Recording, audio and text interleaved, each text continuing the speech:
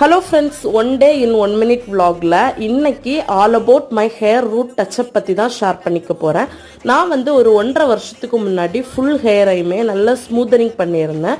After 1.5 இயர்ஸ்க்கு அப்புறமா என்னோட ஹேரில் வந்து பேபி ஹேர்ஸ் வந்து கொஞ்சம் கொஞ்சமாக வர ஆரம்பிச்சிருச்சு. ஸோ அது வந்து கொஞ்சம் கூட வளர விட்டுட்டு அதுக்கப்புறமா ஹேரை வந்து ஒரு ரூட் டச்சப் பண்ணலாம் அப்படின்னு துபாயிலேருந்து வந்த கையோட இப்போ நான் ரிட்டர்ன் போகிறதுக்கான டைம் ஆயிடுச்சு துபாய்க்கு.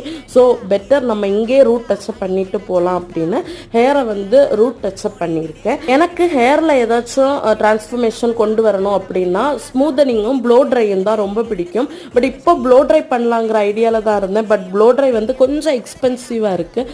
அதனால ஓகே ரூட் டச்சப் பண்ணிவிட்டு நெக்ஸ்ட் டைம் ப்ளோ ட்ரை பண்ணலாம் அப்படின்னு விட்டாச்சு. அண்ட் இனி ஒரு 3 டேஸ்க்கு அப்புறமா ஹேர் வாஷ் பண்ணும்போது ஸ்பா பண்ணிட்டு பண்ணுங்க அப்படின்னு ஸ்பா பண்ணுறதுக்கும் வர சொல்லியிருக்காங்க. அவ்வளோதான், நெக்ஸ்ட் டைம் மீட் பண்ணுறேன். டில் தென் டேக் கேர், பை.